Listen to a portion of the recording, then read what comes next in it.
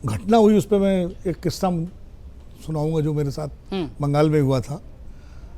ये 1991 या 92 की बात होगी, या शायद 93, उसी के दौर में मैं वेस्ट बंगाल गया था। आनंद मार्गियों पर सीपीएम के लोगों ने बहुत हमले किए थे और कई हत्याएं हुई थी, तो उसको लेकर के रिपोर्टिंग के लिए मैं गया था। तो वहाँ आनंद मार्गियों के गाँव में गया जहाँ उन पर अत्याचार हुआ। तो वहाँ से हम लोग लौट रहे थे, हम 2-3 पत्रकार थे। तो रास्ते में सामने से एक बड़ा, अच्छा वो सारे किस्से रात भर उन्होंने बताए थे ब्रूटलिटी के, कैसे जो है सीपीएम के कार्यकर्ता वायलेंस कर रहे हैं, कैसे मार रहे हैं, मारते हैं। तो दिमाग में वो सब था और सामने से एक बहुत बड़ा जुलूस आ रहा था। इतना वायलेंट जुलूस मैंने अपने जीवन में, पत्रकारिता के जीवन में कभी नहीं देखा। 40-42 साल की पत्रकारिता हो रही है, लेकिन इतना हिंसक आक्रोशित जुलूस, और वो देख के हम सबकी रूह कांप गई। ये बात उस समय बता रहा हूँ, तब ममता बनर्जी तो कांग्रेस में थी और वो सबके हाथों में एक नया हथियार था, या तो कांता, बल्लम, भाला, कुल्हाड़ी, हंसिया, कोई न कोई लाठी, डंडा।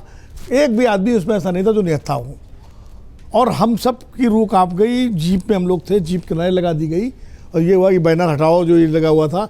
अब तो ये था कि बस राम राम अपने अपने स्टूडियो को याद करो और उसी पे छोड़ दो, क्योंकि बिल्कुल मॉब लिंचिंग का सामने दृश्य था कि ये भीड़ टूट पड़ेगी आनंद मार्गियों को देख करके। और हम लोगों को जब भीड़ करीब 200 मीटर के आसपास पहुंच, जब विजिबल मतलब वो बैनर हो गए, तो वो साथ में जो बैठे थे हमारे गाइड जैसे, उन्होंने बड़ी राहत की सांस ली।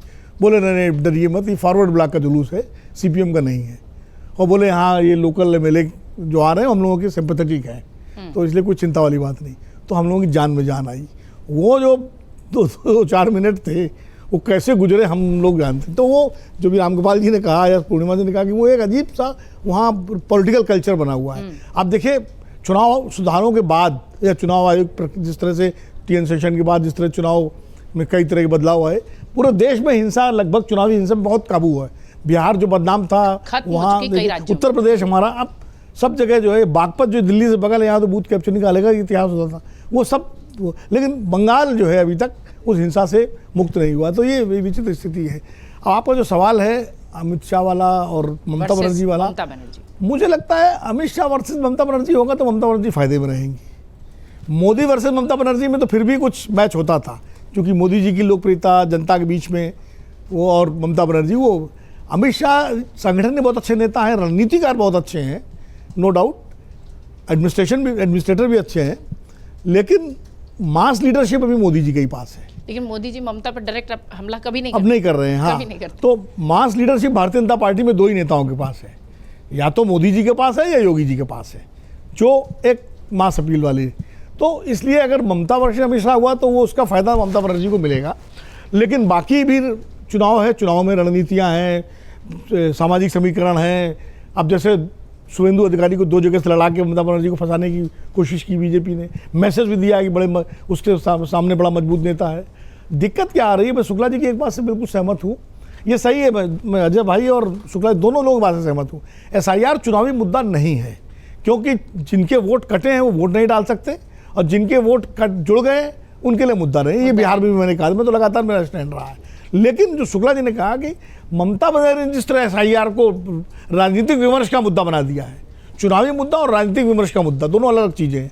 और राजनीतिक विमर्श का मुद्दा ऐसे हो गया है कि ममता के खिलाफ जो एंटी इनकम्बेंसी का मुद्दा हो सकता है वो दब गया है। और दूसरी गलती मुझे लगता है भारतीय जनता पार्टी, मतलब मैं गलती कहिए या शुभेंदु अधिकारी भ्रष्टाचार विरोधी लड़ाई का प्रतीक नहीं हो सकते हैं। वो आक्रामक नेता हैं, लेकिन भ्रष्टाचार के छींटे तो उनके ऊपर भी हैं, उन पर जांचें चल रही हैं। उसके बाद वो बीजेपी में गए, तो उनके नेतृत्व में भारतीय जनता पार्टी चाहे कि भ्रष्टाचार विरोधी कोई, तो वो उसका कोई बहुत ज़्यादा असर नहीं पड़ना है। ये भी एक दिक्कत है वहाँ। तो दिलीप घोष हो सकते थे, दिलीप घोष पे इस तरह का आरोप नहीं है, साफ सुथरे आदमी है वो हो सकते थे, वो एक है।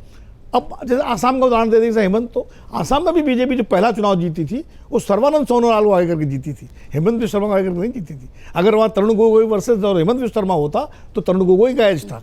सर्बानंद सोनोवाल जो कि अच्छे खासे साफ सुथरी छवि के नेता है, इसलिए उसका फायदा भाजपा को मिला।